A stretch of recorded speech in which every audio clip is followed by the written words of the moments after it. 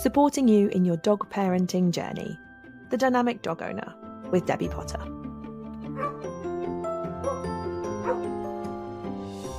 Hello and welcome to this week's episode of The Dynamic Dog Owner. This week we are joined by Kevin Spurgeon from Dignity Pet Crematorium. As you know, the podcast is about supporting dog owners throughout their parenting journey. And that isn't just the puppy stages or the training. That's the whole life we lead with our pets, even the part at the end that nobody looks forward to, where we have to say goodbye to our beloved pets after sharing a wonderful life together. So Kevin is going to talk to us a little bit about what he does and how that is so important at the end of the journey, to know your options and obviously prepare for saying goodbye to your pet. So hello, Kevin, and welcome. Hello there. First, there was a little bit of a delay on this, so we may have a little bit of a delay sometimes. So first of all, I suppose the question is, how did you get into working or running a pet crematorium? So, and let's face it, a bit of a bizarre thing to do for most people, thinking, how do you get into that? So many years ago, just over 30, it's 31 years to be precise, my parents, my father was a fashion agent at the time. He saw a documentary and it was on how pets are treated after they die, what happens to them behind the scenes at the vets, and the kind of companies that would take them away and kind of process them, really. And he thought, there's no way my dog is going to be treated like that. We had a wonderful German Shepherd called Brutus and another one called Caesar at the time, as well as a couple of cats as well, Timothy and Poppy. And this wonderful dog Brutus was getting towards the end of his life. And it was something they started to think about. So this prompted him to think, I don't want this for my dog. So what else is out there? So he went and looked and saw there was a few places dotted around who would look after a cremation respectfully, but nowhere really near us. So he thought, okay, if no one else is going to do it properly, I'm going to. So going from selling ladies' clothes to what a transition. Yeah, indeed. And it just coincided at the right time as well. You know, I do think there's a thing in the world called synchronicity in life, and they just moved to this wonderful place where I'm sitting now. I'm now living in what was their home, which is based at the Pet Crematorium. And we had this old disused brick kiln in the garden. At the time I was a kid and I was looking forward to that being my playroom. But no, instead they decided to put a pet cremator in there, and that's where the pets originally started being cremated and is still used today. Amazing. Wow. So I suppose it was that natural progression of carrying on the family business for you. Yeah, so I mean, I've been doing this, I was trying to work it out, I think about 20 years now. I left my job. Mum and Dad were getting a bit more well known because of the way they were doing it, and people were finding them, and they just couldn't do it all themselves. Plus, also the internet was getting out there, and of course, at their age, they hadn't got a clue about that and didn't want to know. And so I came in, I left my job. I was a housing manager. So again, completely different. Always loved pets, but never thought I would be someone running a pet crematorium. And just joined them, took a salary cut, lost my company car, and came here and started driving a pet hearse instead. Wow.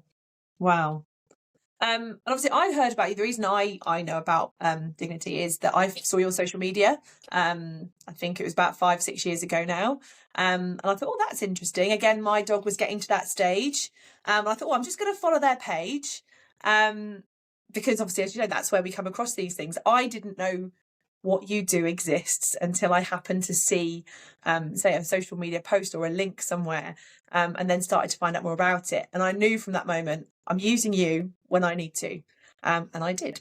So I suppose that's where obviously you've transformed the business to let it be known to more people and to sort of publicise it in the world of the internet. So obviously you've said, you know, that your father looked at it and went, I don't want my dog to have that experience. Most people, I suppose, are unaware of the difference between what you offer versus what your traditional service that happens at the vet is. So what is the difference? What is the difference between what you get as a normal standard vet? In my history, we went to the vet sorted out. I had no idea about what happened to our previous family dogs.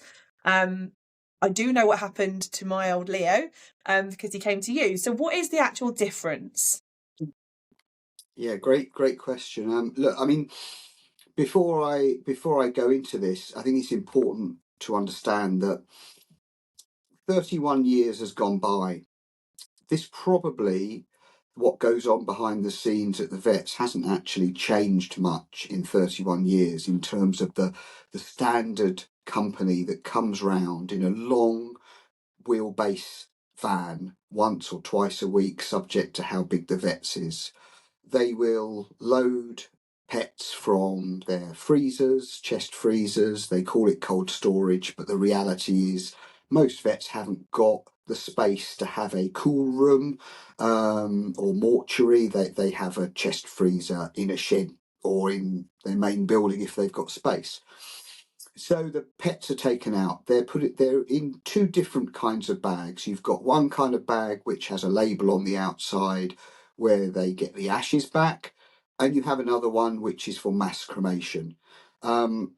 It's called communal cremation. I sort of feel there are very few places that actually offer a proper communal cremation where a small group of pets is placed in together respectfully, and the ashes are scattered or interred in a memorial garden in the crematorium Mhm. grounds.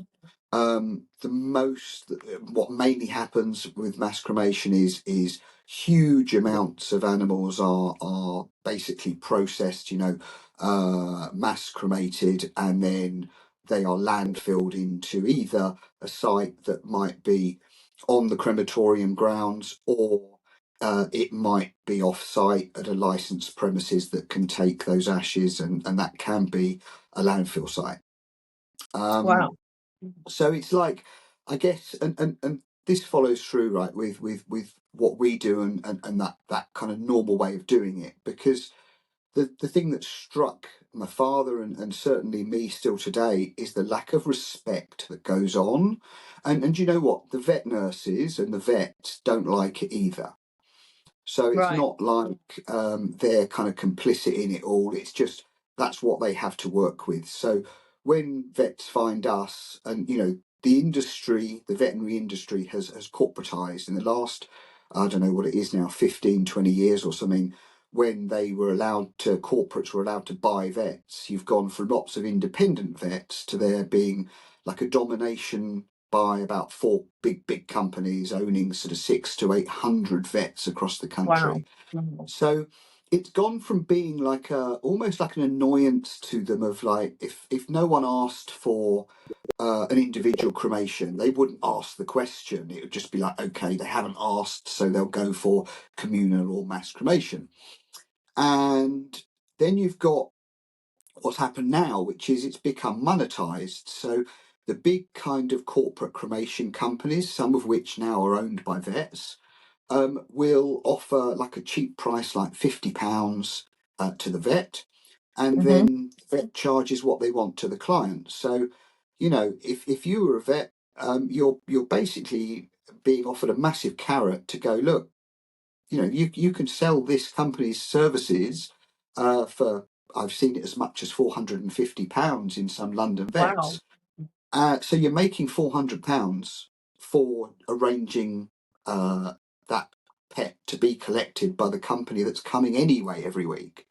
I've seen out of hours vets offer cremation services for more money than the day vet, but then it's the same company coming in the same van to collect both sets of pets.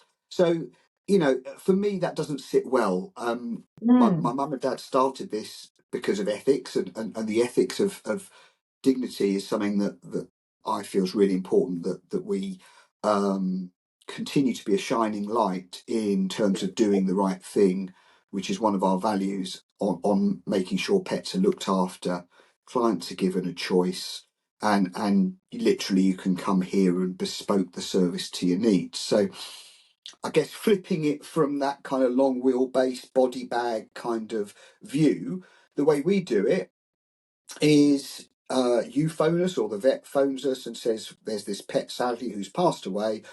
We would like this dog, cat, hamster, guinea pig, whoever it might be, to be collected. So we will go out responsively, normally the same day, but if it's later in the day, it could be the following day. We will take with us a pet bed. We will lay the doggy in a bed, and that's lined in something called creme film, which is used in the human industry to line coffins with. Okay. So after we pass away, the one thing that happens is we relax. So there can be kind of some fluid loss. They can have a wee. Sometimes as well, and it's something probably it's important for the listeners to know this as well, is that sometimes there can be fluid coming from their nose. And it's quite a frightening experience if you've not experienced death a lot. And obviously for us, we see it all the time, and it's just a natural process where if they've had some fluid on their lungs, so that could be because they had a heart condition or cancer or other illness, that fluid, the easiest way it travels when they're laying on their side and they've passed away, is through their nose. So it's nothing untoward. It's normally like a pinky kind of colour. Um, and that's something that can happen. So if you lose a pet or have lost a pet in the past, and you've experienced that, it is just a natural process taking place. Um, Sorry, I digress. So No, yeah, it's interesting to know.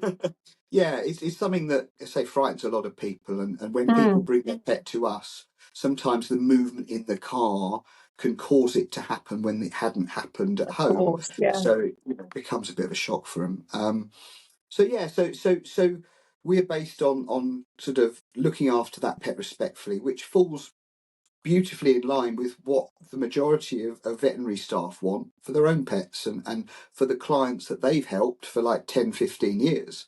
You know, they don't want to trust that pet up in a bag and put it in a chest freezer, knowing that 10 minutes later there could be a much larger animal going on top of that pet they've just put in the freezer. It's not nice. It's not a nice thought. So yeah, laying them into a bed, perhaps with some of their belongings. Um, Sometimes we look after pets that have got a toy or a treat, and we encourage owners to bring stuff along. If, for example, it's a family and they've got children, we've got like colouring books in the rooms, so that if they're coming in, not only it helps the children kind of express themselves, but keeps them a little bit busy doing something that they can place with their pet, whilst their mum and dad can actually say a proper goodbye whilst they're doing something. So we try and personalise it and encourage it, because when you have had a dog die, you're just, I remember my dog Mikey had a sarcoma, so he had a big cancer on his shoulder, and we knew it's coming. And then one night he suddenly downturned, and at the point we were trying to get him in the vehicle to get him to the vet, the out of hours vet, actually he passed himself. I think it's the first time he's ever saved us money. Bless him. So yeah, it knocked me for six. I do this every day, and the day I become immune to how everyone's feeling and my own feelings is the day I should not be doing this anymore. So when he died, it just knocked me for six, and it reminded me actually how difficult it is for people coming to us. Mm. Since then, I've had another dog, Brax, who we had to manage the end of life care, a palliative care kind of thing, and again, knew the day was coming, but it just doesn't prepare you for it. And he was helped over by a wonderful oncologist vet called Caroline Primack, and she came to the home and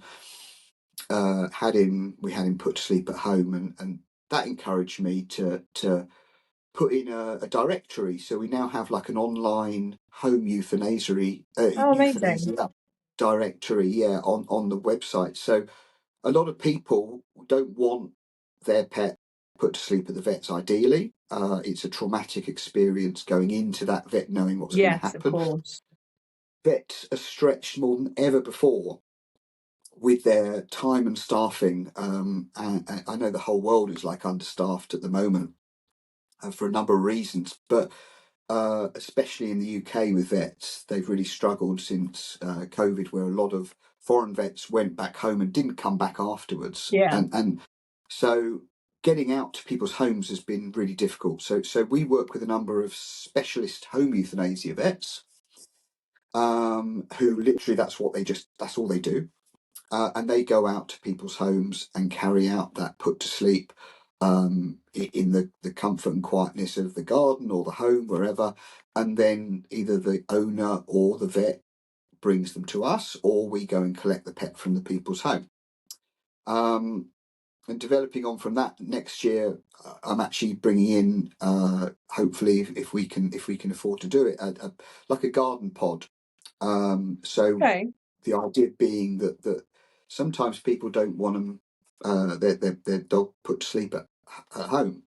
They don't want it at the vet. So if we can offer a space that is like a quiet space away, that is, I guess, like in line maybe with everything as well, because of them perhaps bringing them on to us afterwards anyway, but they can have their pet euthanized in this pod, or in the little garden bit I'm going to create, and then take them away somewhere else, take them for home burial if they want. They don't have to use Dignity services, Yeah.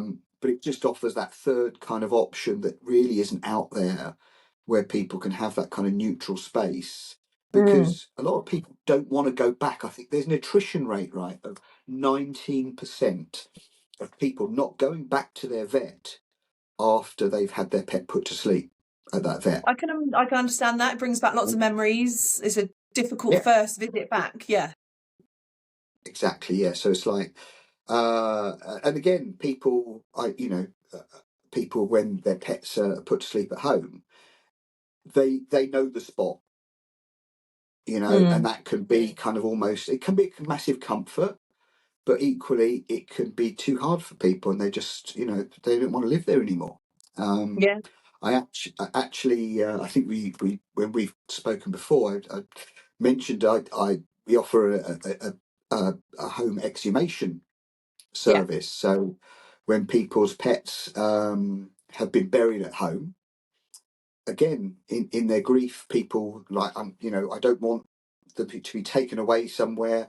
I want them just laid to rest at home, and then they do it, and then they regret it. Some people instantly, other people at the point where they're going to move house.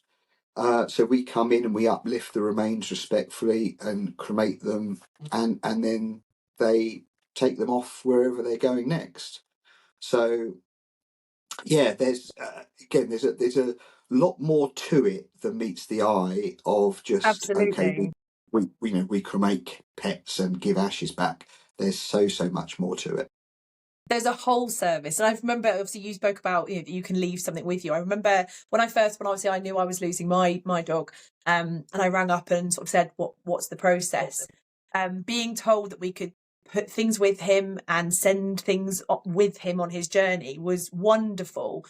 My girls were about five and seven, 6 and 8-ish at the time. So for them to be able to leave a special teddy, give him a blanket, write him a note, draw him a picture, and hit that to go with him was a huge part of their sort of process of saying goodbye. And again, it's not something I'd ever sort of realised was a possibility. So as you say, it's that extra special touch that makes what you do so special, to help people not just with the saying goodbye, but with the grieving process afterwards as well. Yeah, definitely. And like we're part of an association. So my dad actually helped found it many years ago, back in 1993. And basically, it's places on similar lines. We all have different facilities, but we all sign up to a code, and that code is about helping the person through their grief journey, honestly, openly with transparency, so you know the service you're going to get. And this is probably the hardest part for people when you're in a grief state. 1 in 7 things goes in, that's it. So you imagine you've just had your pet put to sleep at the vet, and the vet's asking what you want to do immediately. That's too soon to be in a right frame of mind for most people to make an informed decision. And when they don't tell you that the pet's going to be taken off and maybe wait in a freezer for a week, you're kind of making a decision without having all the facts. So, Absolutely, yeah. you know, what we try and do is be transparent on everything. And this association, which is called the APPCC, which is the Association of Private Pet Cemeteries and Crematoria. And there are members dotted around the UK and Ireland and also Europe that all sign up to that code. They're all independently inspected. So people, regardless of whether they've got a facility like mine, and you know, we've done a great deal since originally having this brick kiln and a little tiny kind of wooden building at the start. We've just continually developed and developed. So we've now got sort of state of the art farewell rooms. We've got now a brand new building which is going to be opening in hopefully January if we can get it sorted. And that's where people come and collect their pets' ashes from and can wait and have like a refreshment, you know, if they come from some distance. So yeah, it varies from place to place. There's, I guess, probably if I was going to be putting my shoes in a pet owner perspective that hasn't had a pet pass away for like 10 years or what have you, it's really hard to know what to do. So I guess out of this, one of the things I'd just say to people is when that event happens, or when you know it's going to happen, really as soon as before you know something's going to happen, you can find out the information and then revisit it later, you know, years later. But I've got a website called petcremationservices.co.uk.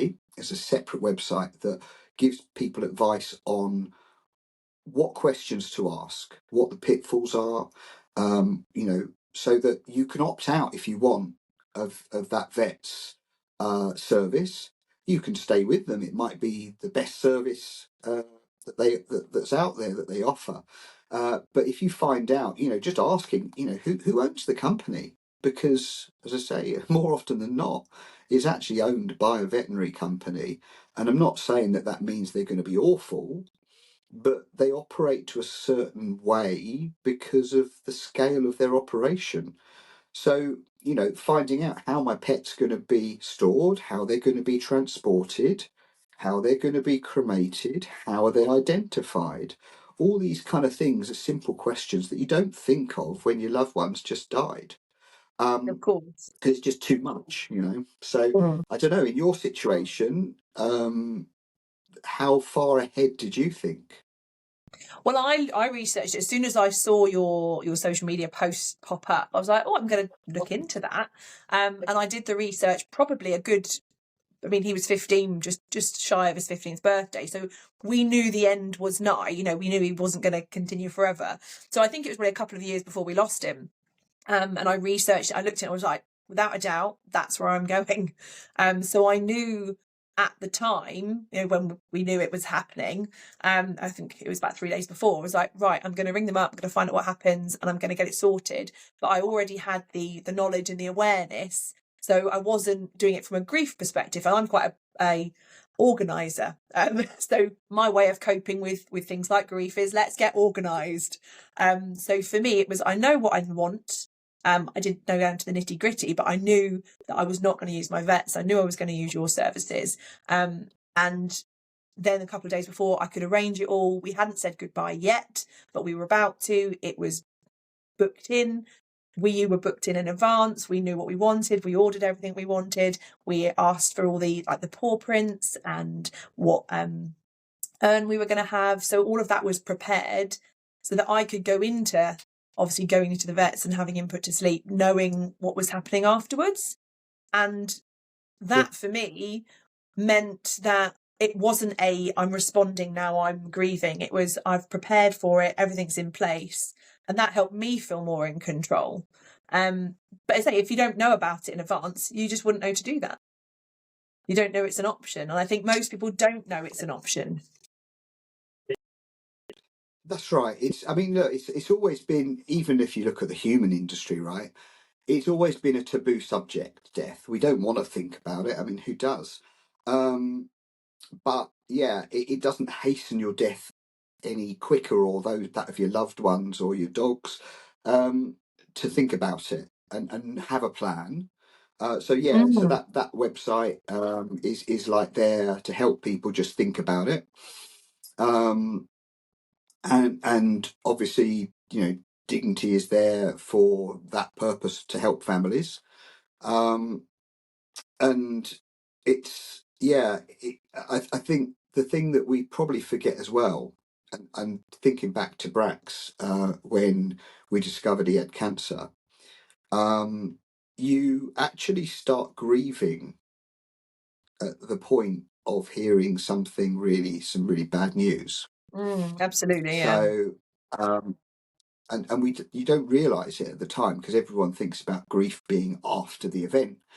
But you can have this kind of preemptive grief, and at the point where, you're, even when they're getting a bit older, you can start grieving for them, and start having some feelings and emotions towards it. And I think, it's better to be prepared than not. Equally, like with grief, I mean, we have like access to pet bereavement counsellors. There's a Yep. couple of sort of nice befriending kind of phone services that are run by Blue Cross and also Cancer Protection for helping, and they call it pet bereavement support.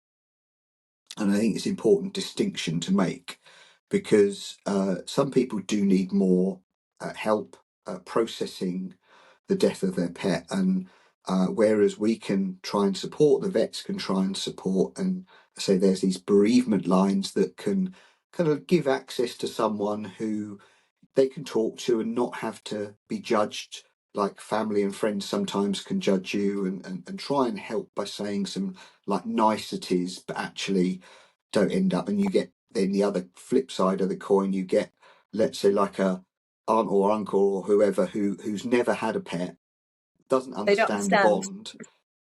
bond, and then come out with kind of some of these, and there's like a top 10 of worst things to say, and it's like, oh, you could get another one, or I or, remember or someone saying it that was to my only your mum when we dog. first lost our dog, our very first dog. Don't worry, you'll get another one. I was like, that's really not helpful. And equally Yeah, the it's phrase of, not. well, it's Yeah. just a dog. It's just a dog. Oh But for yeah. most people, you do look after your dog as if you would a child.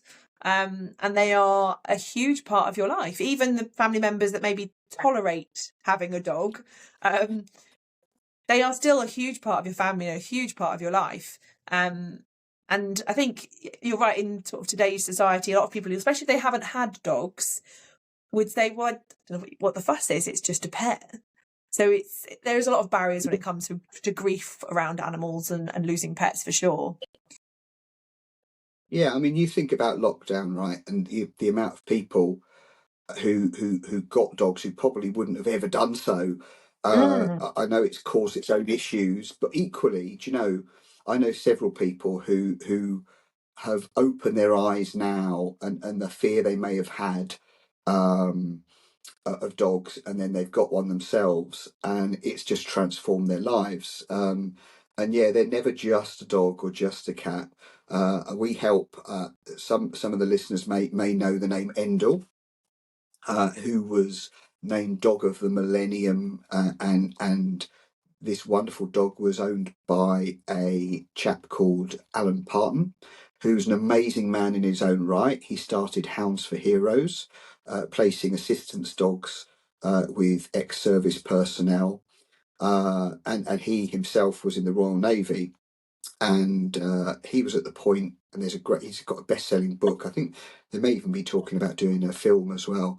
But this dog saved his life, saved his marriage, and he's openly says this in his book.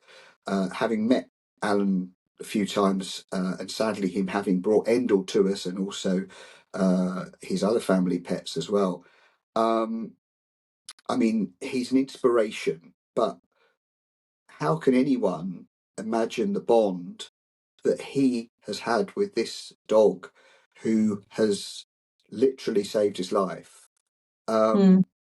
It's just awe-inspiring, they're so looking after I say all sorts of animals. I mean, from goldfish right the way through to Great Danes. It just the one thing that struck me when I remember many years ago when I was first doing this, I wasn't really a rabbit person or a sort of guinea pig person or hamster person, really. I never really had those as a child growing up. And but I tell you, very quickly when you started here, you learned that it wasn't about the size or species of the animal. It's the bond that we Mm. create and they co-create together with each other. So yeah, that phrase, it's just a dot dot dot, is just ridiculous when you've had a bond. We're their guardians in life, and they give us stuff that no one else can, no human can. We can sit Absolutely, and have yeah. conversations with them and cuddles. Yeah, and they're always Um, there, listening ear. They seem to know your emotions. They know how to support you. They are a lot more trustworthy than most humans. So they have exactly. that Yeah. amazing relationship with you. So it's definitely not So just a. I guess that's yeah, and that's so. But it is it's a common thing, and probably if people are listening and they've had a friend who's sadly had their dog die, and wondering, what can I do here? Probably I'd just say the most important thing to do is be there to listen. Um, don't try and make it better, because you can't. Everyone goes on their own grief journey, but just as sometimes a bit of reassurance as well, because the one thing we all do is we feel guilty for making the decision. I think it's 80 something percent of animals are put to sleep rather than die naturally. So, that's a huge amount of people that have had to make a decision that they don't want to make for themselves, but are having to in the best interests of their loved one. Yeah, And they're doing the right thing at the right time for the right reason for their dog, but not for them. So imagine just how that messes with our brains. oh, um, absolutely, yeah. but It's a tough one. um, it's the last thing we can do out of love for them.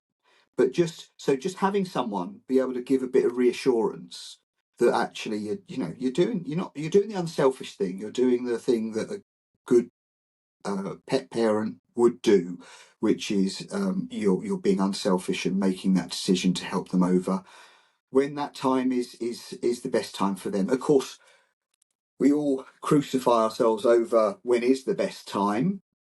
And the other thing that happens then is that we also criticize ourselves over, was I too early? Was I too late? Yes, You're yeah. going to have those thoughts and feelings. Should I have tried There's extra a, medication? Should I have done yeah, this? Should I have got a second opinion? yeah, shoulda, Lots woulda, of coulda. questions that get asked. Mm. And that comes into nicely into a bereavement model called the Kubler-Ross grief curve or change curve, Kubler, Kubler-Ross. And there's like a X amount of stages of grief. It varies. It's normally sort of five or so, but it can be a little bit less or more depending on the interpretation. The way I kind of simplify it back a stage further is actually looking at Newton's third law, and that's the one where there's each action has an opposite and equal reaction. So the event, like say, like grief, your pet dies. Um, the energy needs to come out. So you have this event happen, but the reaction is that your thoughts, feelings, emotions, the pain of the event need to emerge, they need to come out. Perhaps is oversimplifying it, but the sort of like when you get into it a bit more, the Kubler-Ross grief curve just explains how an event happens and there's blame internal, so you're blaming yourself. There might be blame external if it's an accident and someone, you know, sadly run over your dog, or it could be a vet made a mistake or what have you. There's that blame going externally. There's anger can come out, a huge amount of anger, shock and denial. You know, you could literally just be knocked off your feet by it all. So there's so many. There's like an explosion of thoughts and feelings and emotions that happen, and you can't stop them. It's like trying to. You've got a pot of boiling water on the stove, and you get a lid, and you try and force it down and keep it on top. At some stage, it's going to bubble over and burn you.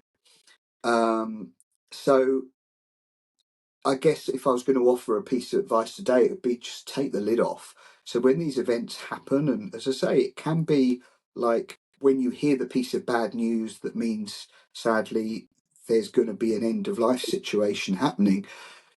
Let it out then. Start letting it out, but don't burden yourself with these thoughts and feelings that need to come out. So, like you said there, Debbie, the sort of what I could have done, should I have done this, should I have done that, but what if?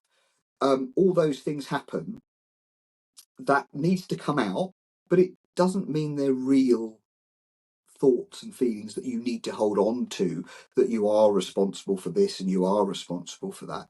It just is the pain coming out in those various thoughts and feelings. So if you can kind of accept that during grief you're going to have all of this stuff splurging out the whole time, and it needs to come out, but don't hold on to it. Because if you imagine you're walking around with an emotional rucksack, if each one of those thoughts and feelings is a rock and you're piling them in the back of your rucksack, what this grief curve shows is that if you're doing all of that, you'll go down and you'll slide down into the depths of anxiety and depression. And it's pretty hard with that rucksack on to try and climb out the other side. So the kind of curve shows an acceptance on the other side of the event. And you can get to that by building a bridge rather than going down into the dip, just by accepting the thoughts and feelings and emotions that are coming out. I say guilt being for us pet owners, that's the one that gets to us the most. And accepting, actually stepping back sometimes out of like the emotion of the event and looking back over the 1, 2, 3, 10, 15 years that they've been a part of your family and the love that you've given them. You know, I for my last, I don't know how many dogs have been rescue dogs from different places, that they would have been dead if they hadn't come to live with me. And they had a bloody wonderful life. You know, I still criticise myself with Brax and what could I have done differently.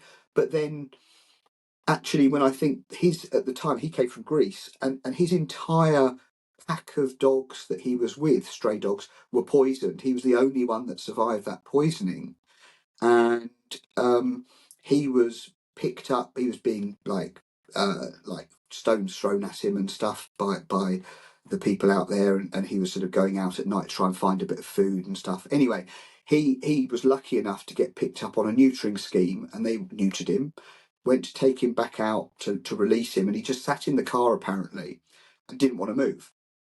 Oh, love him. So he became one of the lucky ones. Yeah, And he had a lucky life he with was you.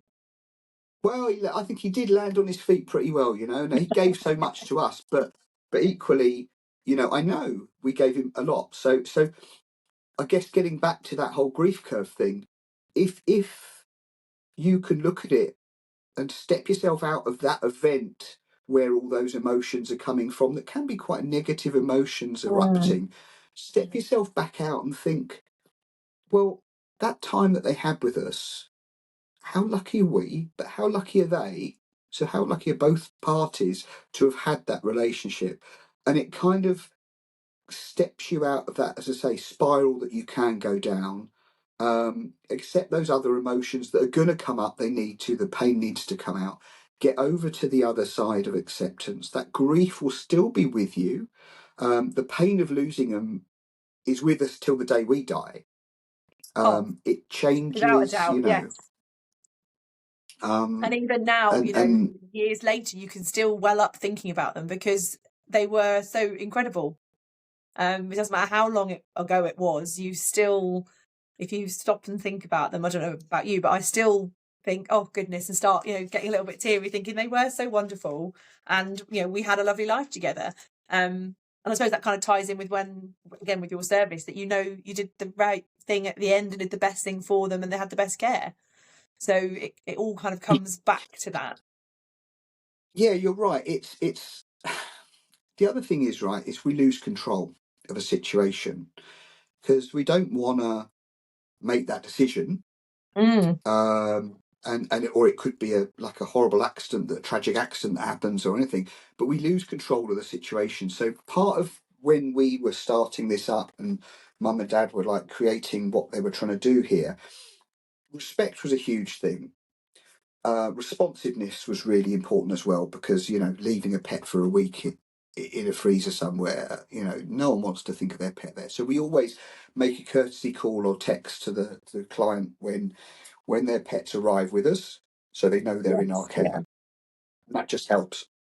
But it's also about the personalisation, which is actually about, we look at it as it's like you taking back control of a Mm. situation that you really were being swept along by. So we're not there to like sell you anything. I mean, the paw print is something that I always speak about with people, that if you're going to have one thing, I'd say the paw print is just a lovely something that you can keep. I've got, and you can't probably see it here.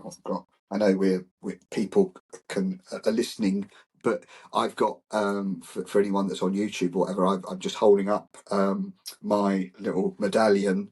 That probably makes a wrong impression as to the thought process of their visual feed, but it's like dog tags, what I've got on here, and I've got my kids on one of the tags, and I've got my two dogs, Brax and this Willow, Oh, on it's the other lovely. tag, and they're paw prints. So I've got those handprints and paw prints there by my heart, and Mm. that just came through doing a simple inkless paw print. Um, so yeah, just so but again, that personalization, like getting people to like make decisions what they would like, it can be hard for people, but it also gives back control of a situation to them. So yeah, we try and do that. We're not there to sell anything. It's just like you choose what you want, that's right for you. And if that's, for example, quite a few times, let's say if the person is some way away and they didn't have an opportunity to place something with their pet of their own, and didn't want to come over and see them that last time, then I'll go out to the garden. I'll ask their permission for them, me to do so, and go and cut a flower from our garden and just place them with their pet, so that they know they've got something with them that's from their love to their dog or cat. Um, and that just is a nice little way of just Yeah. expressing the love. And we also, let's say, so from one extreme of just them not coming here and stuff, we also have the other extreme, which is a family bringing their pet along. We've had various occasions where they brought priests, celebrants. My local reverend is my old classics teacher, and she comes along and helps conduct services for people if they want it. Amazing. And it's just, yeah, it just personalises it to people, and that's what we're all about. It's incredible. Absolutely incredible. Um, it's a wonderful service just to really look at not just the person, but the pet, and everyone's treated with that utmost respect. I suppose a question I have for you is, this must play a big part on your mental health and your staff's mental health, because you're supporting people at one of their most difficult times, you're providing such a thought out, cared for, personalised service. It must take its toll on yourself, your staff. How do you guys continue staying strong to support other people? Yeah, so the technical term is compassion fatigue syndrome, Yes. and it goes into like different industries that are caring industries. Doctors, nursing, the vets especially, and vet nurses. Um, I used to get completely drained each day. My battery level was like 1% by the end of the day, um, because I wanted to give, and there's kind of a difference between supporting and then draining yourself.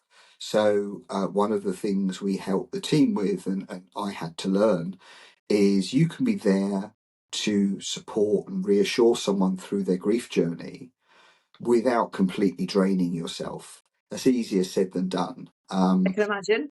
because you feel people's pain. I can always remember going to a home collection, a wonderful Doberman, and everything had gone really well. We'd placed their dog respectfully in the hearse on a stretcher because it was such a big dog. So laying peacefully with one of our blankets over them. And just as I was about to leave, the guy said, "Oh, is it okay if my sister comes to just say goodbye first?" And I said, "Oh, of course." And I stepped back, and this, I don't know how old she was at the time, eight, nine. She came up and she just gave this dog a massive hug round the neck and cried, and that was it. I was gone. I can imagine I would be And too. you kind of, and grief is interconnected, right? So both my parents sadly now have passed. Their ashes are actually beneath the monkey puzzle tree, which is in our garden here, and has now just been transformed into our charity tree for Christmas. It's got Oh, baubles hanging lovely. off it, all money going. It look honestly, it's if anyone goes on the Dignity Pet Crematorium Facebook page, you'll see pictures and videos of it. It is just stunning. And I say we've got these baubles that you can buy for charity for that tree, but also for your home Christmas tree that Oh, like lovely. has got the photos of, personalize it with the photos or the name of your pet on, and to hang up on your own tree, or as I say, the charity one here. But yeah, with both mum and dad having died, there's times where that kind of emotion erupts in me that also then has like a chain link back to other losses. So it Mm, could be the loss of Brax or Mikey. It could be the loss of my dad or mum. yeah. And you find that this happens as well in everyone. So it's trying to, I think the more you understand about the kind of feelings and emotions, so we train the team here up in grief support and stuff, and it helps them understand more to be able to cope with their own thoughts and feelings. Because again, there's a button that can be pressed every now and again. You don't know it's coming, and Yes, suddenly absolutely. Yeah. someone, yeah, they can say something, and people now might be just thinking back to a dog that they've lost, and in the past that's sadly passed away. And it's, you say there's a grief model. I think it's called Tonkin's grief model, which is it's called growing with grief. If you Google image it, it's really cool. It's there's various interpretations of it, but the idea is, like we said a few minutes ago, that grief is all, well, it's all consuming at the start. If you imagine it like a bubble, that circle, the grief and you is the same size. And then as you go on through life, that grief doesn't leave you, it stays there. Proportionally, as you grow through life, it gets smaller, proportionally. And then, at the end of our lives, it's still with us. But I guess I look at it as time's gone on in the losses that I've had, it kind of changes a bit. There's still pain there, but there's also a lot of gratefulness of the Yes. times that we were able to share with those pets and people. So that's the other thing is, people listening to this might be welling up and thinking about their loved ones that they've loved and lost over their life, and I just say, just for a moment, think about the gratitude that we all have of having those experiences, and those sparks of life, spirits, whatever you want to call them, that makes us who we are and they are, keeps with us forever, and just be grateful for having that experience. Absolutely. I remember my father died about 10 years ago now. And I remember at the time the Reverend said, "You'll never get over it. You'll always be there. You'll just learn to live with it. And that will, you'll learn how it will just become the new normal, learning to live life without." Um, and that's something I always think about, with people, with dogs, with any form of grief. Yes, it's always going to be there, and as you say, it'll be out there under the surface. One day it'll just bubble out over the top. You'll just get used to the feeling, and as you say, grow around it. Whether that be a dog or any other pet as well. But as you say, it's thinking back to all those good times and the memories you've shared and the happy experiences that you've had with sharing life together, which is a thought that kind of keeps you going. Yeah, indeed. It can be really hard, right? Because we've had some people. I wasn't someone who came here, but I heard about them after the loss of their, I believe it was their cat, and they committed suicide. Oh wow. And it overwhelmed them so much that they Mm, took their own life. And goodness.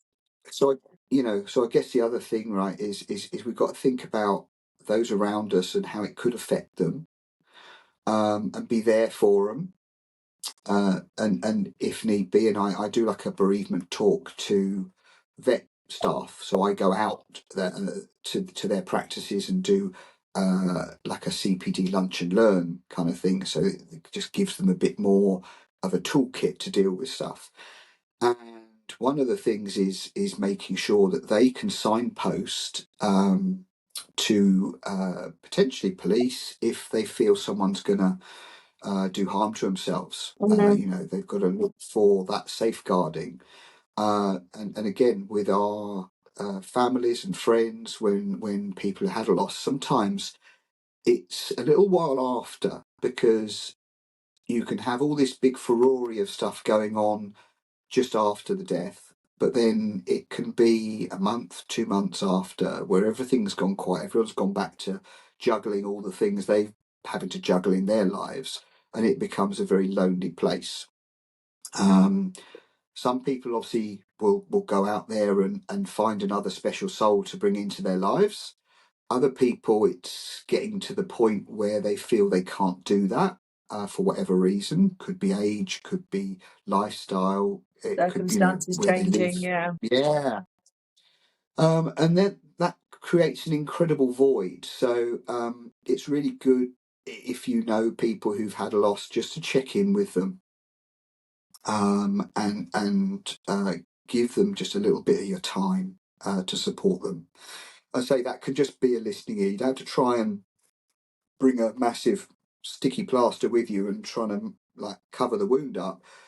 Actually, the wound needs to breathe. It needs to let out that energy. So that can happen through just having talks with people. And of course, sometimes self-talk, it can be one of the worst things, because again, if you don't understand why all these different thoughts are coming up, then you start believing them, and that can lead like down a horrible spiral. So, yeah, be there. I think we're all there for one another, checking in, and just doing little things to keep their memory alive as well. I think that's a wonderful thing to do. Have a portrait done of them. Yes. Yeah. Or Go the for wonderful walks. That's urns the you other. do with the shape of the breed urns. I think are beautiful. I have one on my mantelpiece, and it's lovely just to look at it and you remember, and it's a really nice, I say, way to remember and to commemorate. Yeah, do you know?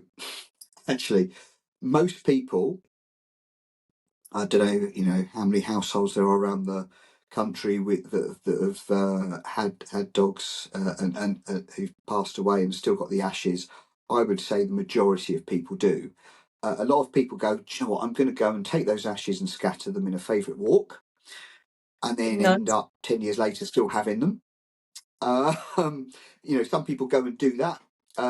What I'd say is, if you are going to go and do that and it's a public spot, take a trowel with you, because ashes don't just disappear on the ground. You want to create a little kind of hole in the ground to scatter them into, and then cover them back over with the soil. You can put some bulbs in to the soil as Nice. well. That's Um, nice. but but if you I've only recently discovered the wonders of the app called What Three Words, Oh, and that amazing. gives you, yeah, there's kind of Mm. 3 meters square. So actually, you could discover, or you could choose, because it might be three Yeah. inappropriate words for your loved one in that spot that you choose. So you might want to like preempt it and Let look, them okay, first. Yeah. this, yeah, I like these words. But yeah, you could, so that would mark your exact location. Now, Mm. normally That's people will mark incredible. them, because sometimes, yeah, I mean, there's a thing called neuroplasticity. So our mind, changes. So, we could have a conversation about something. I'll remember one thing, you'll remember another. We've got both got our own truths. So, like, I know it from doing exhumations in people's gardens where someone goes, yeah, they were definitely there. Well, they're not, they were somewhere else, but your mind remembers something different. So if you can mark the spot in some way, or if it's a public place, if you can use that kind of what three words, so that's exactly the spot. And then if family and friends want to go and to that spot, they can do. Mm. But loads of people scatter. We've got, I mentioned mum and dad's ashes, and actually my grandmother as well, are all in the garden here at Dignity. And we've now got a queue of people wanting to come back with their pets. So they've had the ashes, they've taken them away at home. We've got several people already in the gardens who've sadly passed away themselves, and they had booked in, if you like, to come back with their pets once their time had come. I always remember a wonderful lady who came to us whose cat actually discovered she had breast cancer, or helped her discover through pouring at this same Hmm. spot. So she went and got checked out, and yeah, discovered that she had a breast cancer. It was removed. She carried on going for several years more as a result. So the cat saved her life. Wow. In the meantime, the cat passed away, and as did one of the siblings as well of the cat.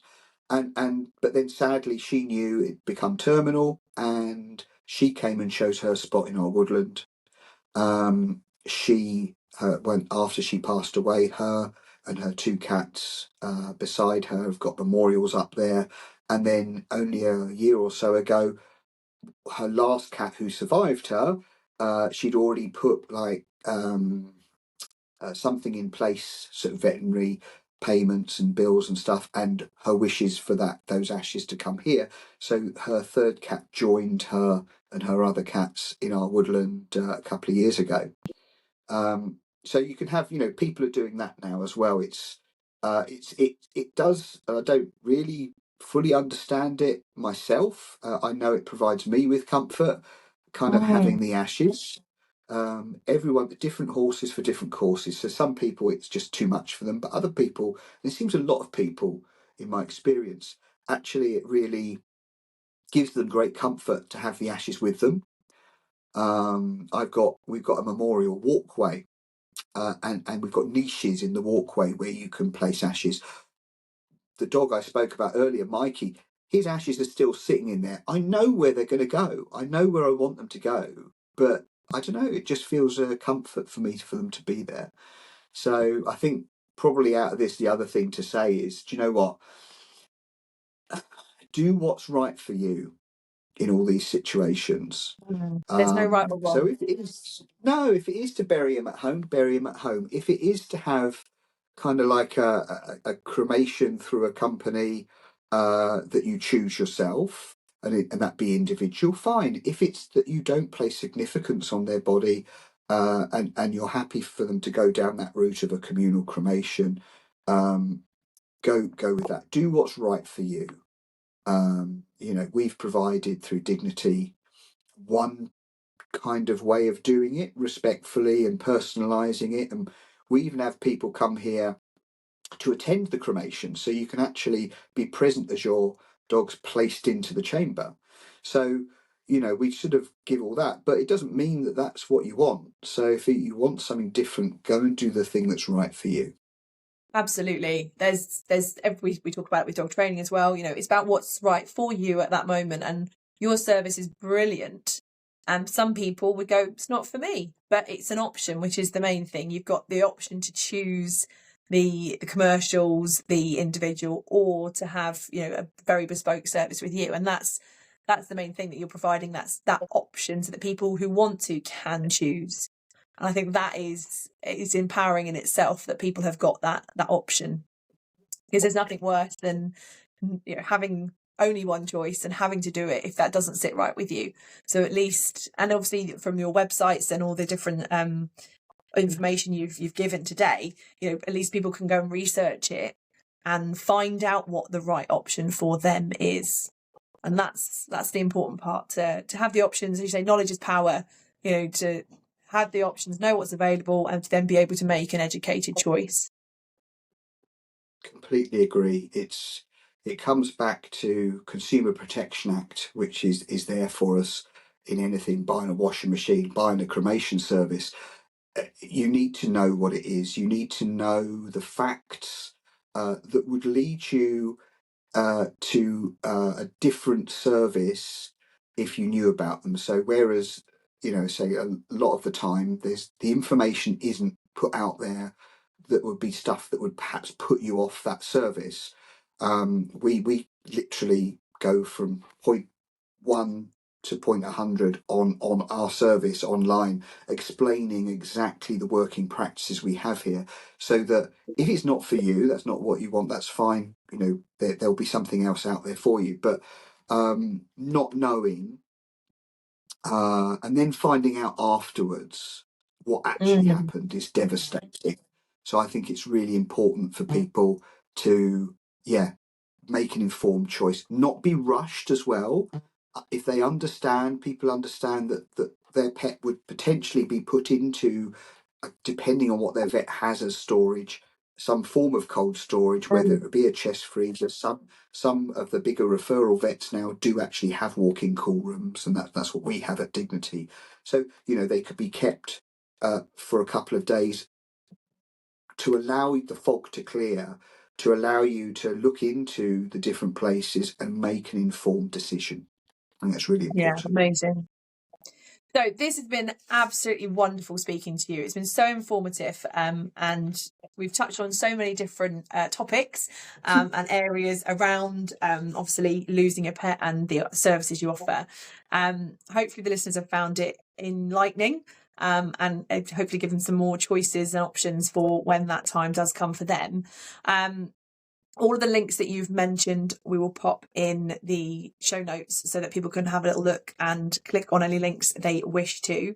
But yeah, it's been absolutely amazing to speak to you and to find out so much about what you do. And yeah, I can't personally recommend Dignity enough. So it's been really, really nice to speak to you. Any parting words that you'd like to leave with our audience? Well, I think we've said it all really, which is just think in advance, find out, ask all the questions you need to ask beforehand, so you're not swept along by events and make a decision that later you regret through not giving yourself enough time to find out the facts. And really, just for you, thank you so much for doing this. I don't get out much, so it's really nice to for someone to want to talk to me about what I do. I love what I do, helping people and the families we've helped over the years, and the feeling of like where you've helped them through that journey is for me. I get up each day and I say I love what I do, which sounds a bit weird, but it's just helping people at a difficult time. So it means a lot that you've had me on. Oh, it's been a And pleasure. thank you for your kind words as well. That's really Oh, kind. an absolute pleasure. For anyone who is Appreciate listening, it. and obviously this has touched a nerve and brought up some emotions, on your website there is a link to pet bereavement counsellors and support, which again we can pop in the chat. And as you guys who are regular listeners will know, we do have our Facebook group where our trainers and our training team are in the group every day. So if this has brought up some emotions and you just want to share about any lost pets or any feelings you're feeling, do pop into our Facebook group, whether it's publicly or by sending the admin team a private message just to have a little chat, then please feel free to do so. Thank you so much. It's been wonderful speaking to you. No, thank you. Thank you for listening to The Dynamic Dog Owner with me, Debbie Potter. See you next time.